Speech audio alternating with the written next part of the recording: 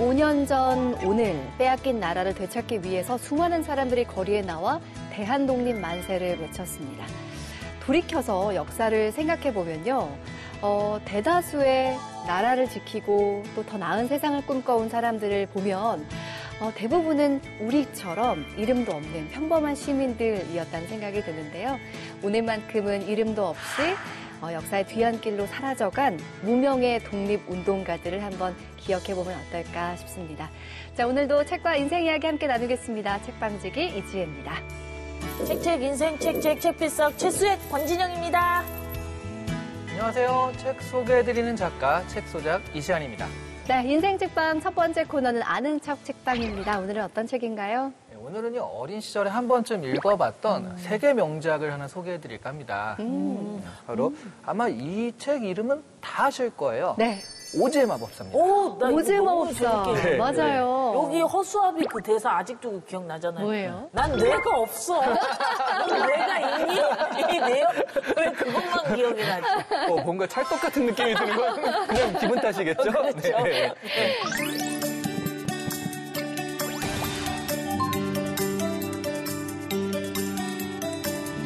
시골 마을에 사는 소녀 도로시.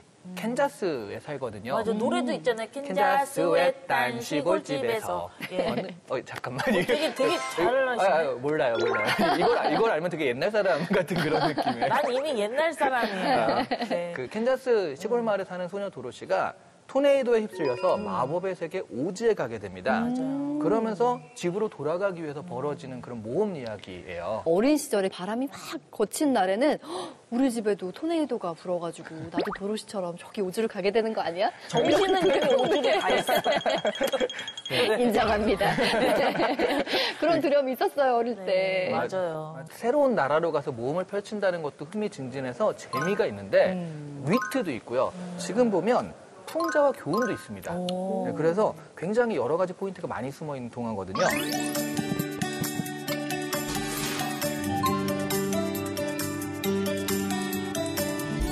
여러분이 원래 알고 있는 동화 뭐가 있어요? 인어공주요. 인어공주. 그 덴마크의 안데르센이잖아요. 네. 안데르센. 그렇죠. 아, 덴마크네요. 안데르센. 네. 네. 그러니까 뭐 신데렐라, 인어공주 이런 것들 전부 다 그림 형제, 독일의 그림 형제나 아니면 덴마크 뭐 이런 안데르센의 유럽 동화예요. 네네네. 그 동화들은 대부분 유럽제거든요.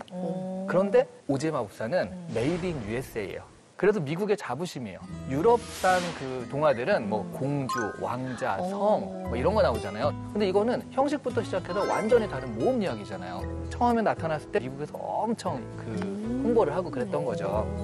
이게 동화뿐만 아니라 이거 재밌는데 그럼 요 소스를 가지고 연극에도 써먹어야지. 맞아요. 맞아. 뮤지컬도 있고. 네, 뮤지컬. 영화도 나와요. 다 흥행했어요. 그리고 여기서 파생된 2차 창작물이라고 하죠. 요즘에 또 엄청 그 히트하고 있는 게 위키드. 위키드.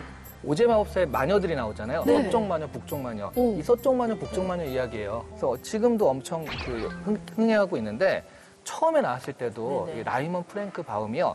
42세에 처음 쓴 소설입니다.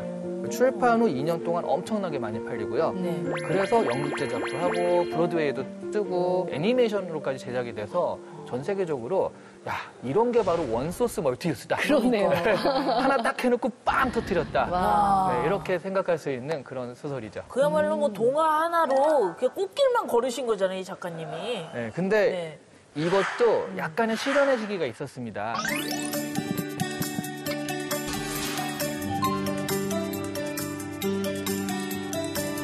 (1950년대에) 미국 공공도서관에서 금서로 지정이 됐어요. 왜요? 왜요? 그쵸? 50년대. 아니, 이게 왜 금서야? 생각하실 텐데 네. 여기에 나오는 인물들이 심장이 없는 양철로보, 네. 겁쟁이 사자, 네. 뇌 없는 허수아비. 네.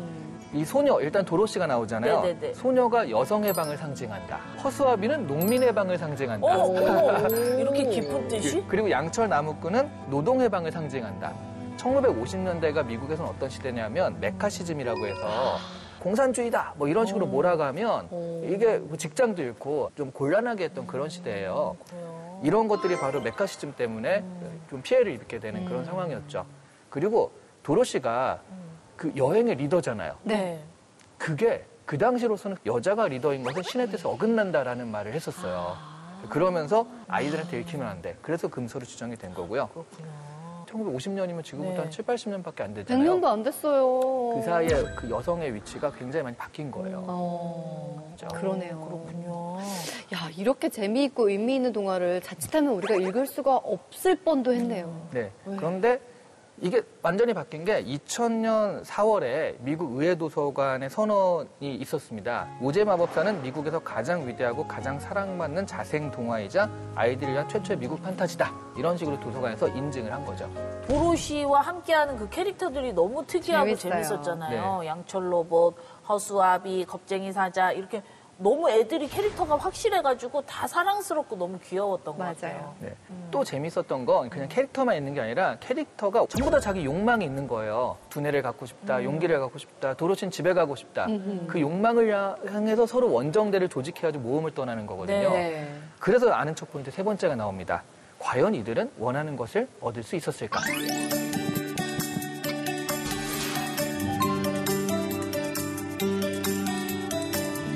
소원을 이루고 싶다면 서쪽 마녀를 죽이고 오라라고 오즈의 마법사가 명령을 내리죠. 네. 그래서 이들이 또 서쪽 마법사를 처치하러 가가지고 결국 그것까지 이루거든요.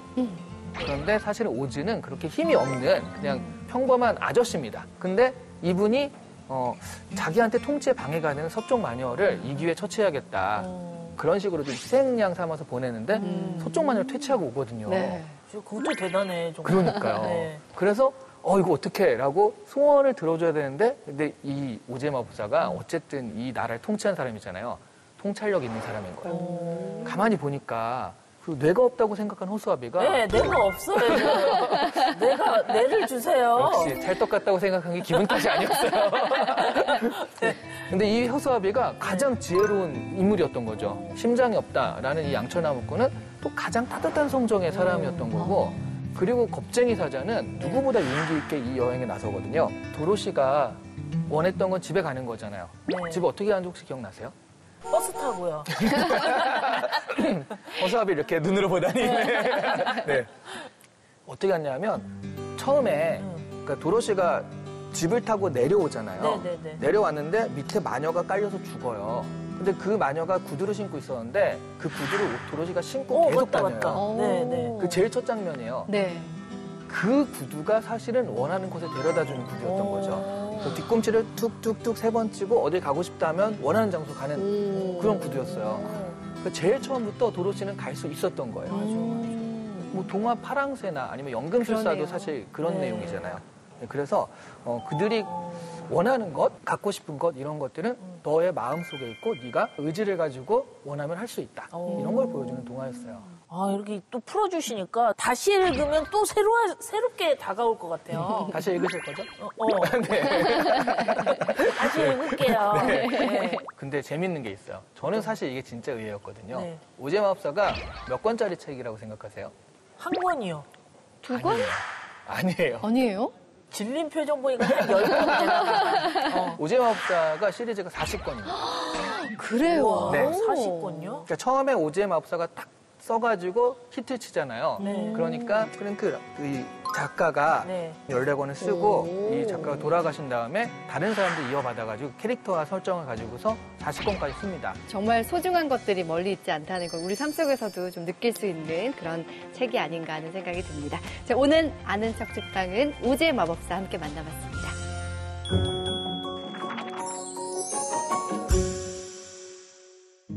책과 인생 이야기 함께하는 인생 책방 오늘 모실 주인공은요. 많은 국민이 사랑하는 시의 저자, 많은 국민들이 애송하고 있는 시인데요. 잠깐 읽어드릴까요? 자세히 보아야 예쁘다, 오래 보아야 사랑스럽다. 너도 그렇다. 풀꽃 시인 나태주 선생님 모셨습니다. 어서 오세요. 반갑습니다. 반갑습니다. 좋아요? 좋다고 하니까 나도 좋다. 자세히 봐야 예쁘다. 오래 봐야 사랑스럽다. 너도 그렇다.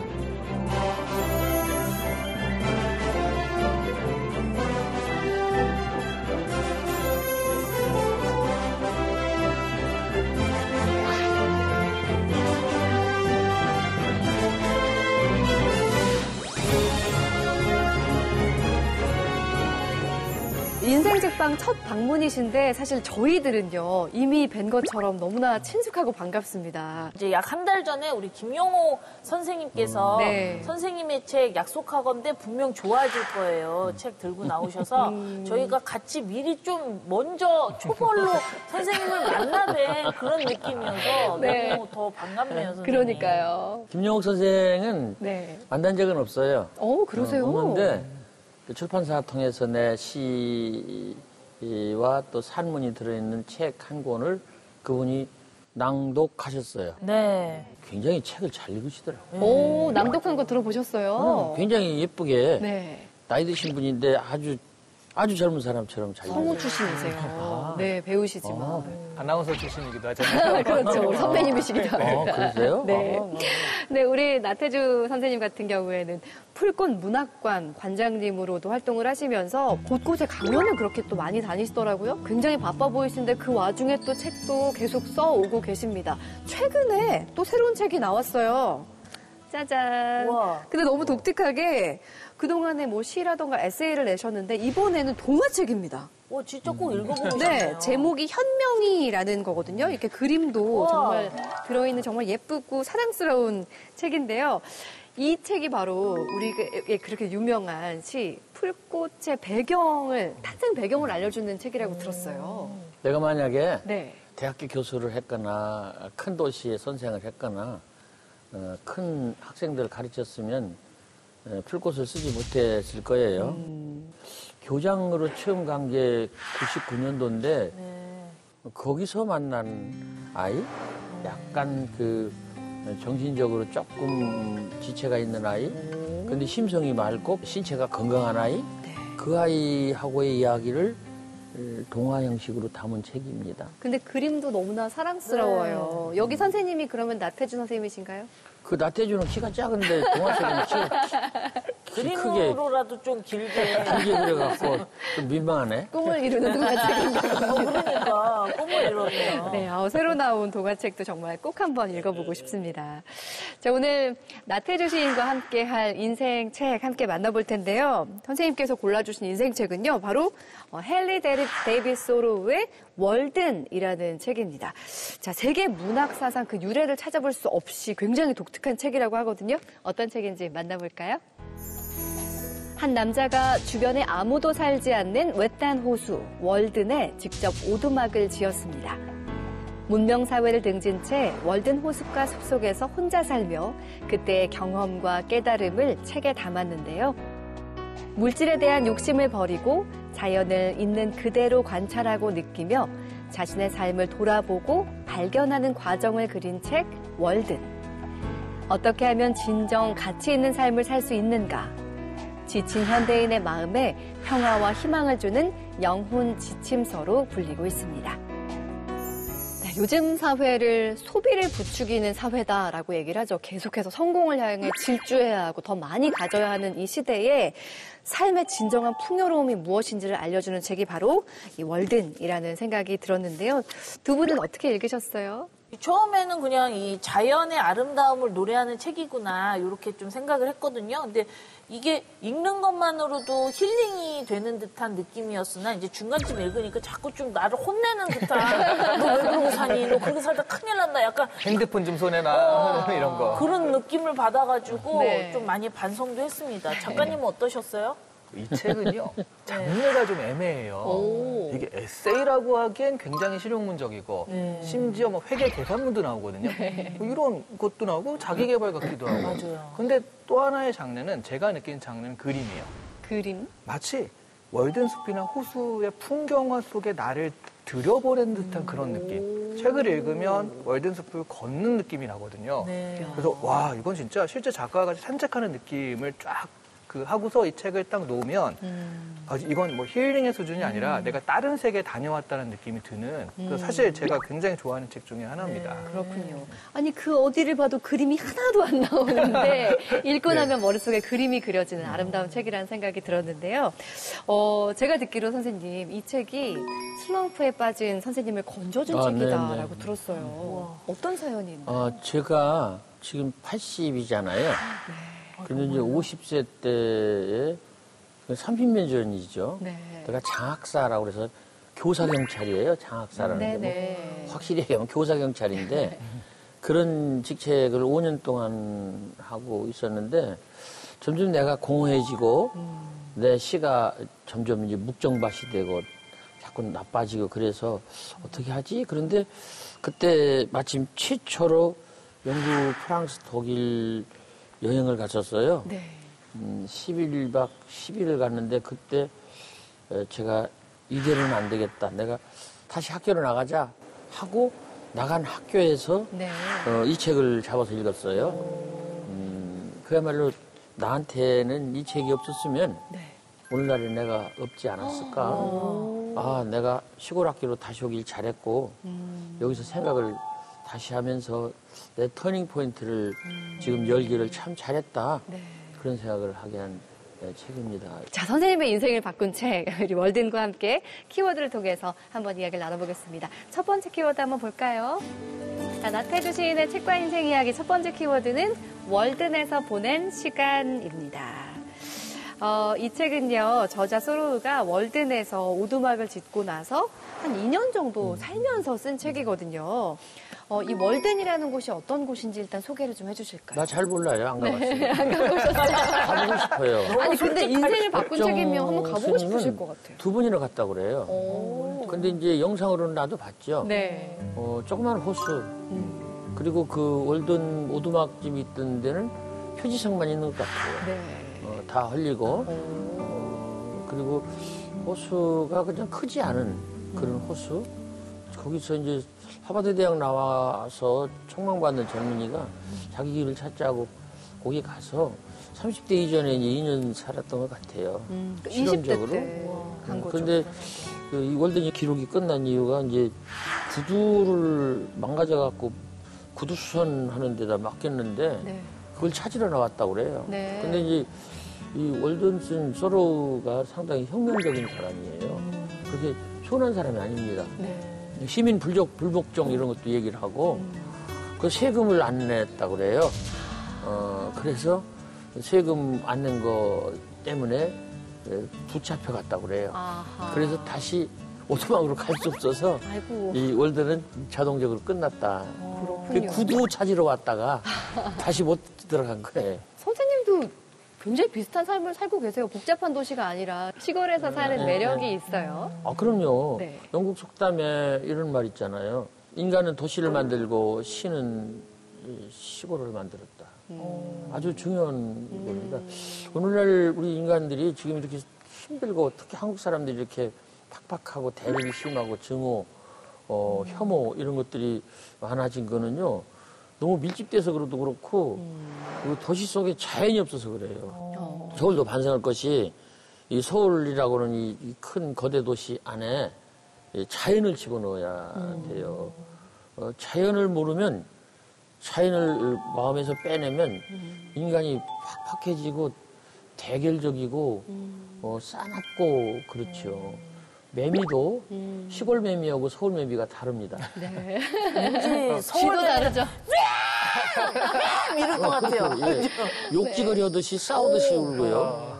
그리고 시골 매미는 그냥 노래 부르듯이 노래. 맴 이렇게 부르고. 서울 매미. 안개 지르세요. 그리고 그런 것 또 같아요. 놀라운 거는 밤에도 운다는 사실. 밤에 울어요. 왜 밤에 왜 울지? 밤에 서울에는 밤이 없잖아요. 아, 시골 매미는 밤에 안 울어요? 밤에 울 택이 없죠. 우리 다 자연이죠. 오늘 알았어. 몰랐어요. 근데 저는. 똑같은 매미지만은 시골에 갔다 오는 것하고 서울에 갔다 오는 것 다르다. 그래서 서울은 사람들이 그렇게 안 살 수가 없어요. 그러네요. 대결해야 되고 빨라야 되고 넘쳐야 되고 반짝여야 되고 밝아야 되고 그렇잖아요. 네. 그래서 매미도 그런데 사람은 어쩔까. 그래서 그러게요. 그게 자연을 빼내서 그렇다. 네. 아니, 근데 표현이 역시 시인 같지 않아요. 마음속에서 자연을 네. 빼냈다고. 네, 그러니까. 네. 만약에 그 월드노스처럼 정말 이 자연 속에서 오롯이 혼자만 지낼 수 있는 시간이 주어진다라고 하면은 뭘 하고 싶으세요? 거기 컴퓨터 가져가서 컴퓨터 두적거리겠죠. 컴퓨터 가져가실 거예요? 그렇게 하고, 급하면 핸드폰 또 두적거릴 테고 그런데 네. 우리나라는 그 핸드폰, 컴퓨터가 다 터지는 데니까 그럴 텐데 그냥 그렇다면 나는 글을 쓰지 않을까 싶어요. 나는 깊은 호수 아니면 숲속 이런 때 내가 진짜 자발적 고독을 선택한 자가 됐다면 글 쓰겠죠. 뭐. 네. 계속해서 두 번째 키워드 함께 보겠습니다. 자, 두 번째 키워드는 바로 내 마음속 월든입니다. 저자 소로우는요, 자연의 시계에 따라서 자연과 소통을 하고 살아가면 더 창조적이고 더 행복한 삶을 살 수 있다라고 얘기를 하고 있어요. 이 부분 어떻게 보세요? 시 소재가 어디서 오냐? 제일 큰 게 자연입니다. 자연은 변하지 않아요. 특히 그게 계절인데 계절에 따라서 변화되는 자연을 보면서 내가 또 변화해요. 그래서 가장 좋은 소재가 자연에서, 영감이 자연에서 오고, 그 다음은 사람한테서 오고, 그리고 또 하나는 이제 세상한테서 옵니다. 그럼 선생님, 이게 행복을 더 추구하고 행복해지기 위해서는 어쩔 수 없이 자연인으로 돌아가야 되는 걸까요? 텔레비전에서 나오는 그 자연인 쪽으로까지는 아니지만 자연인데. 자연하고 가깝게 친하게 사는 것이 좋지 않을까? 저 한강 둔치 공원을 이렇게 러닝한다든가 거기에 애기들 손잡고 산책을 나간다든가 그런 것도 자연하고 같이 하는 것이죠. 멀리 있지 않죠. 네, 그래서 가까운 데서 자연하고 같이 이렇게 어울려서 사는 그런 삶을 월든까지 가지 않아도 개발해서 살면 좋지 않을까 그렇습니다. 그럼 선생님 마음속의 월드는 뭘까요? 내 마음속의 월드는 지금 현재 살고 있는 공주시 금악동 그 동네가 아닐까요? 그 동네에 그 호수가 있어요. 네. 인공호수인데 그게 이제 옛날에 이제 수원지로 썼던 곳인데 거기가 나로서는 한 바퀴 돌아오면 마음이 달라지고 숨 쉬는 게 편해지고 하는 그런 곳입니다. 공주에는 가깝게 그런 작은 그런 명소들이 많아요. 네. 그래서 나는 공주를 떠나고 싶은 생각이 없습니다. 이 책을 읽는 내내도요, 이 헨리 데이빗 소로우가 그 나를 포장하는 것들이 아니라 나를 가장 나답게 만들어주는 것을 곁에 두어야겠다. 그럼요. 뭐 이렇게 생각을 하게 만들잖아요. 근데 어떠세요? 나를 나답게 만드는 것, 그게 뭘까요? 그거는 우리가 평생을 두고서 생각해야 될 문제예요.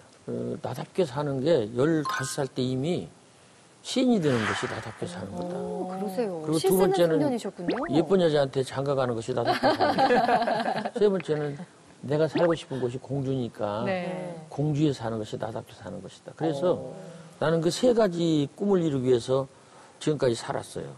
그 지금도 그 꿈을 이루고 살고 싶은 사람이라서 첫째 시를 쓰는 시인이 되고 싶은 것이 아직 안 됐거든요. 아직 안 되셨다고요? 예, 안 됐어요. 더 써야 돼요. 네. 그리고 두 번째 이쁜 여자하고 결혼하고 사는 거는 우리 집사람하고 살으니까 그냥 됐다고 하고. 그냥 됐다고 하고. 이러신 거죠? 그렇죠. 네. 네. 그리고 세 번째는 공주 사는 건 내가 공주 사람이 아닌데도 공주분이 아니죠. 공주에서 문화원장을 8년 했으니까 됐다고 하고. 네. 근데 이 시인으로 사는 게 아직 안 됐어요. 아니, 나는 누구보다도 시인으로 살고 계신 것 같은데. 지금 내가 고민을 합니다. 네.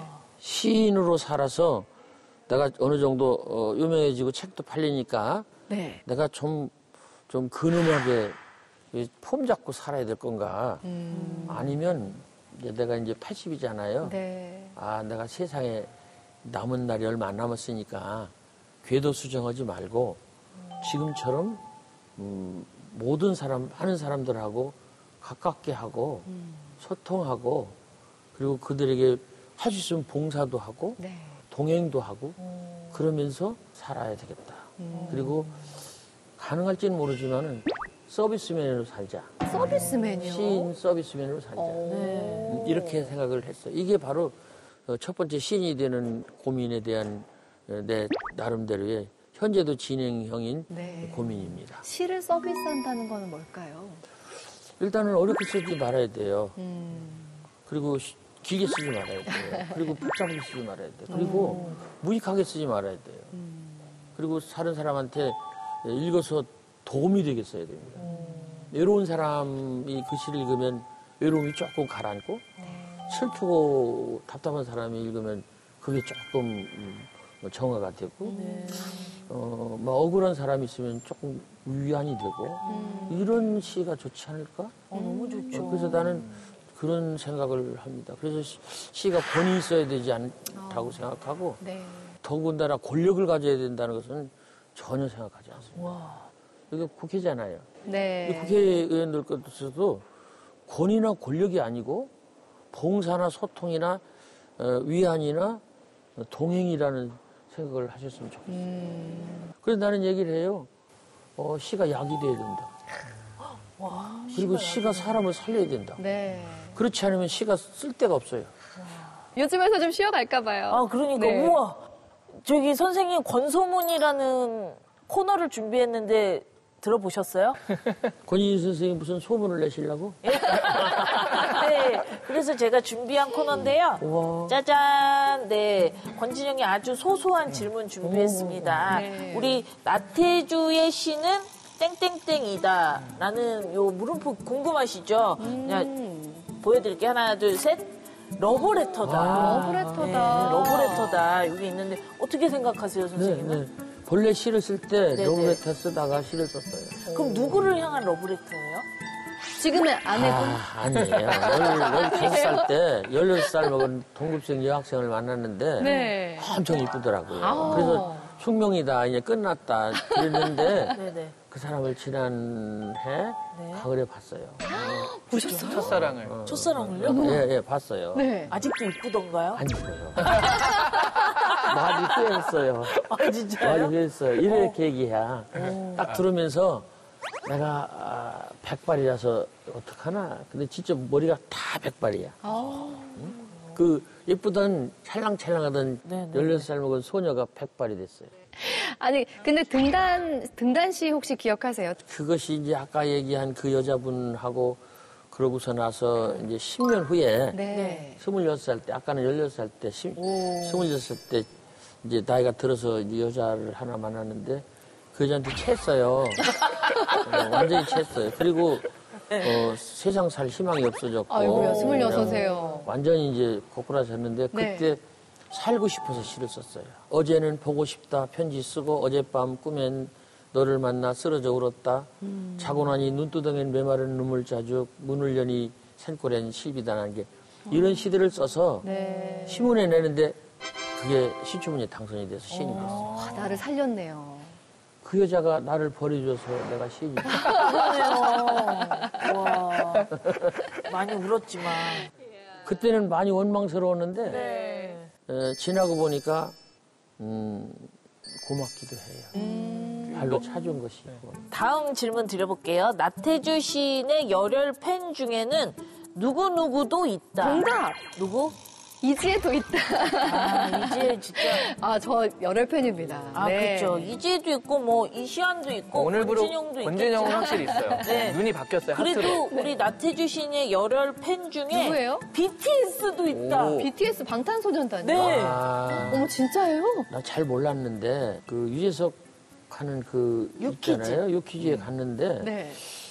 BTS의 제이홉이 오. 나를 좋아한다고 그래요. 오. 제가 볼 때는 제이홉이 자발적으로 좋아한 게 아니고 그 한 번인가 이게 맞는지는 모르지만은 극 중에 중학교 선생님으로 나왔다고 그래요. 네. 제이홉이. 그랬는데 거기 작가나 누가 옆에 있는 사람들이 학생들한테 읽어주는 시집으로 나태주의 꽃을 보도 너를 본다를 권한 것 같아요. 네. 그러니까 제이홉이 그걸 보고 뭐 괜찮은 어쩌는지는 모르지만은 버리지 않고 자기 집 서재에 가서 꽂아놓은 것 같아요. 그래서 그만큼 좋았던 거죠. 제이홉 서재를 공개할 때 그 네. 책이 나온 거예요. 그래서 제이홉이 나태주의 팬이다. 그렇게 얘기를 했는데 근데 내가 사실은 BTS의 팬이 됐어요. 아. 저도요. 나는 그 뭐지 그 아미. 아미도 몰랐는데 아미도 모르고 네. BTS 가사집 책을 한 권 썼어요. 선생님이 BTS 가사집을 쓰셨다고요? 가사집 해설. 해설이요? 해설. 그 가사를 모두 모아놓고 네. 해설은 책을 썼는데 내가 많이 배웠어요. 제대하면 같이 보라색 티 입고 콘서트 가요, 선생님. 기회만 주어진다. 지금까지 저희 귀를 솔깃하게 만드는 권진영의 아주 소소한 질문 시간이었습니다. 감사합니다. 네, 고맙습니다. 네. 네, 우리 나태주 시인과 함께 책과 인생 이야기 나눠보고 있습니다. 세 번째 키워드는요, 바로 풀꽃입니다. 선생님 이야기를 하면서 풀꽃을 빼놓을 수가 없을 것 같아요. 정말 대한민국 많은 사람들이 사랑하는 시이죠. 그냥 사랑할 뿐만 아니라 많이 외우세요. 그만큼 낭송을 할 수 있을 만한 시인데 직접 한번 낭송해 주시겠어요? 풀꽃, 나태주. 자세히 보아야 예쁘다. 오래 보아야 사랑스럽다. 너도 그렇다. 이름을 알고 나면 이웃이 되고 색깔을 알고 나면 친구가 되고 모양까지 알고 나면 연인이 된다. 아, 이것은 비밀. 기죽지 말고 살아봐. 꽃 피워봐. 참 좋아. 아니, 저는 풀꽃이라는 시가 세보니까 24글자더라고요. 네. 그러니까 사랑할 만도 하고 외울 만도 하다라는 생각이 들었는데 참 그 글 자체가 너무 따뜻하다는 생각이 들었어요. 근데 마지막에 가장 뭉클한 부분이 그거잖아요. 너도 그렇다. 그러니까 나한테 하는 말 같아가지고 위로가 되고 뭉클한. 나만 그렇다 했더라면 내가 여기도 못 왔을 겁니다. 선생님은 이렇게 많은 사람들이 그 시를 사랑하는 이유가 뭐라고 생각하세요? 쉬워서, 쉬워서. 짧아서, 단순해서, 그리고 내 얘기이기 전에 자기네들이 이야기이기 때문에. 꿀벌의 시약이라는 게 있어요. 내가 만드는 건데 네. 본래 꿀은 벌한테 있는 게 아니고 꽃한테 있었어요. 꽃 각자가 꿀을 조금씩 갖고 있었어요. 근데 벌이 그걸 모았어요. 그래서 꿀벌통에 넣었어요. 그래서 꿀벌이 됐어요. 근데 사람들이 또 벌도 그럴 거야. 그 꿀을 꽃꿀이라고 안 해. 네. 본래는 꽃꿀이거든요. 네. 근데 벌꿀이라고 해요. 벌꿀.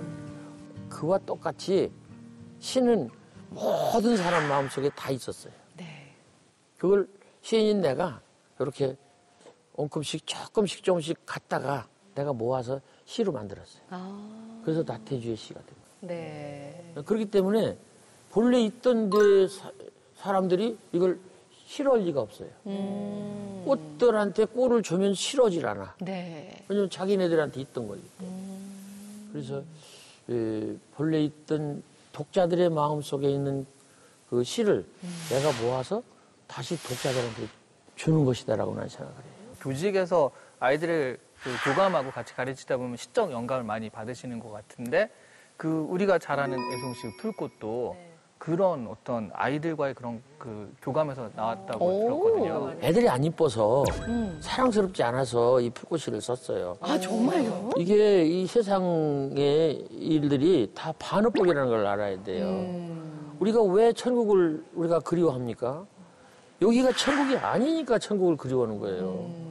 애들이 예쁘지 않았어요. 안 예뻤다고요? 예, 안 이뻤어요. 그럼 나래성을 많이 어떻게 선생으로서 안 이쁘면 어떻게 돼요? 큰일 그럼 나잖아요. 어떡해요? 지금 네. 어떻게 했냐고 큰일 나잖아요. 네. 예쁘게 봐야죠. 어떻게 봐야 예쁘게 봐겠어요? 자세히 봐야죠. 오래 봐야 돼요. 그러니까 안 예쁘니까 일단 네. 안 예쁜 것이 원본이고 그 다음에 내가 노력한 것이 자세히 봐서 예쁘다예요. 그다음에 사랑스럽지 않아요. 내 새끼 또 사랑스럽지 않은데 남의 새끼가 늘 사랑스러울 까닭이 없는 그렇죠. 거예요. 어렵죠. 그렇지만 네. 선생은 사랑스럽게 봐야 돼요. 그럼 어떻게 사랑스럽게 봐야 되겠어요? 오래 봐야 사랑스럽다. 오래 봐야 된다. 오래 봐야 사랑스럽다. 맞아. 오래 보면 사람이 측은해요. 아유, 처음에는 그러다가 그 속이 아유, 보이죠. 어떡하지 저거? 이런 마음이 생긴단 말이에요. 어? 그러면 그 아이가 사랑스러운 거야. 네. 그래서 야, 그거 내가 해줄게. 그건 이렇게 하는 거야. 아. 그래서 가서 붙잡아주고 그런 거 아니겠어요? 네. 근데 왜 그런 얘기 하실 때 선생님 저를 보고 하시는 거예요? 미안해. 아이고, 저거 어떡하지? 아이, 다음부터는 이쪽 보고 갈까? 저쪽 보고. 아니, 우리 나태주 선생님의 시에 힘이 있는 이유를 알겠죠? 이렇게 같이 웃을 수 있는 해안을 갖고 계시기 때문이라는 생각이 들어요. 정말 그렇기 때문에 선생님의 시는 이 시대를 살아가는 정말 고독하고 외롭고 불안한 사람들에게 전하는 위로라는 생각이 듭니다. 자세히 봐야 이쁘고 오래 봐야 사랑스러운 이런 풀꽃처럼 인생도 오래 견디다 보면 살만하다라는 메시지를 전해주시는 게 아닌가 싶은데 앞으로의 계획도 좀 많이 갖고 계시죠? 올해의 계획. 그 계획이 있죠. 네. 책 몇 권 쓰는 게 계획인데, 네. 그건 그렇고, 저는 그 젊은 시절부터 10년을 두고 보자 그랬어요. 10년이요. 예. 제가 이제 63년도 고등학교 졸업을 했는데, 네. 옛날에는 키 순서대로 1, 2번을 정했어요. 네. 근데 1번 된 동창이 있어요. 네. 키가 제일 작아. 네. 근데 이 친구가 졸업식 날 말하더라고요. 10년 후에 보자. 오. 내가 다시 와서 너희들하고 키를 잴 것이다. 이렇게 얘기하더라고요. 우유를 많이 먹었을까요? 근데 10년 후에 보니까 이 사람이 엄청나게 키가 컸어요. 정말요? 오. 성장판이 멈춰 있다가 이야. 졸업하고 20살 넘어서 이제 열린 거예요. 네. 나보다도 작았는데 막 이만큼 커요. 그래서 내가 그 소리를 듣고 나도 10년 후에 보자 그랬어요. 그래서 나는 10년을 걸고 살았어요. 그래서 늘 10년 단위로 내가 변했습니다. 네.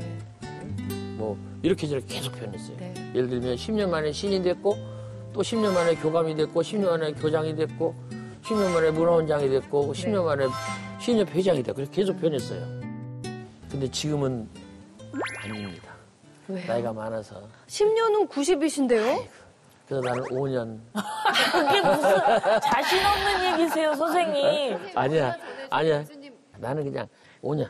그래서 5년 안에 내가 하고 싶은 일을 할 겁니다. 네. 기대가 됩니다. 국문학관 다시 짓고 네. 개관하고 7,000페이지짜리 산문집, 7,000페이지짜리 시집, 7,000페이지니까 한 권으로 안 돼요. 700페이지짜리 10권이 됩니다. 네. 그런 것들을 다 내가 정리하고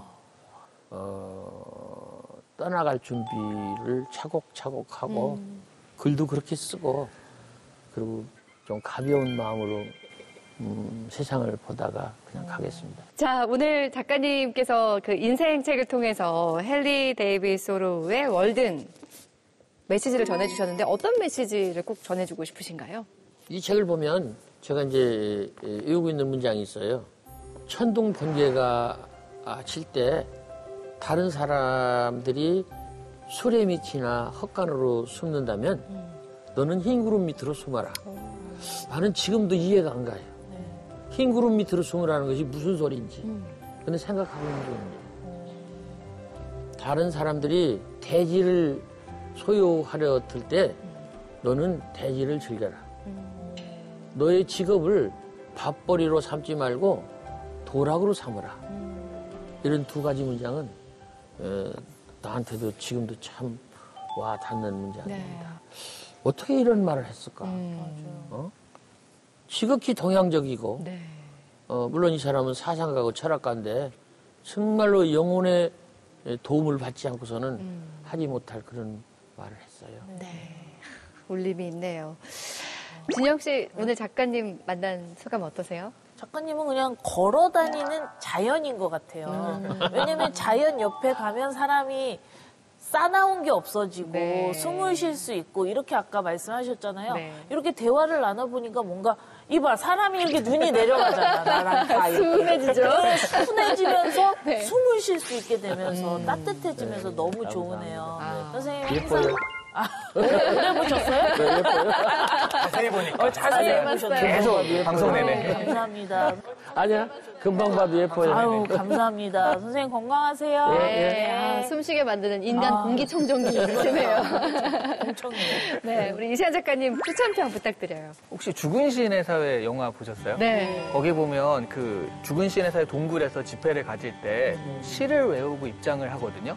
그 시가 헨리 데이비드 소로의 월든이에요. 오. 그 인생의 정수를 찾게 나는 숲으로 갔다 하고 시작하는 그 구절이거든요.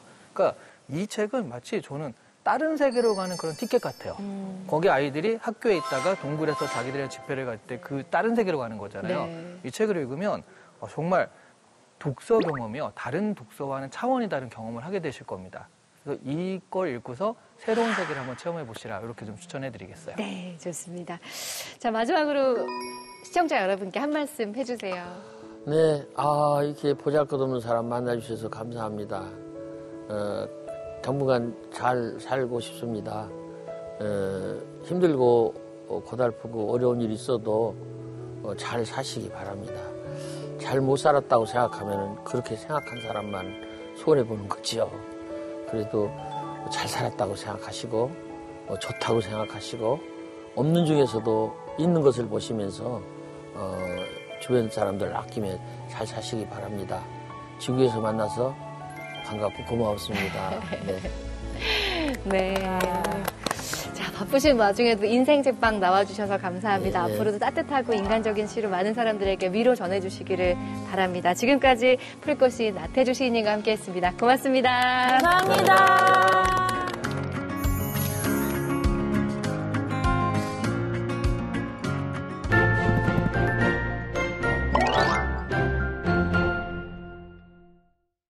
안녕하세요. 홍재경입니다.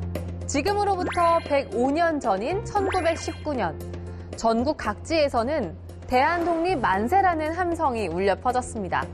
한민족 최대 규모의 독립운동, 바로 그 시작인 3월 1일. 오늘은 3.1운동의 숭고한 정신을 기리며 읽을 만한 책들을 준비했는데요. 전문가의 금주의 서평, 국회도서관과 함께하는 화제의 도서까지 지금 만나보시죠. 오늘 소개할 첫 번째 책은 독립운동사 전문가인 김상문 전 독립기념관장이 들려주는 3.1혁명과 대한민국 임시정부 이야기 3.1혁명과 임시정부입니다. 1919년 3.1혁명과 대한민국 임시정부 수립 100주년을 기념해 2019년에 출간된 이 책은 3.1혁명과 대한민국 임시정부 수립의 관계를 잘 모르는 이들을 위해 3.1혁명과 임시정부를 한데 묶어 깊이 있고도 재미있게 대한민국 뿌리들의 역사적 관계에 대해 전하고자 했는데요. 특히 저자는 죄는 용서하되 잊지 않기를 바라는 뜻을 담아 책의 마지막 장에 일제강점기의 일제의 만행과 잔악상을 담기도 했습니다. 오늘은 이 책을 읽고 3.1혁명의 과정과 임시정부가 어떻게 수립되었는지 대한민국의 뿌리를 찾아가 보는 시간 가져보는 건 어떨까요?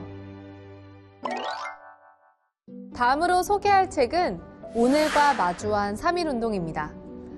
3.1운동을 꾸준히 연구한 역사학자이자 3.1운동 100주년 기념사업 추진위원장을 역임한 저자 김정인 교수는 근대와 현대의 분기점인 3.1운동을 공간, 사람, 문화, 세계, 사상, 기억 이렇게 총 6가지 개념으로 3.1운동을 민주주의 가치로 새롭게 바라보면서 2017년 촛불혁명을 중심으로 과거와 현재가 어떻게 연결되는지 설명하고자 했는데요. 오늘날 민주주의의 눈으로 새롭게 읽은 3.1운동에 관한 책, 오늘과 마주한 3.1운동이었습니다.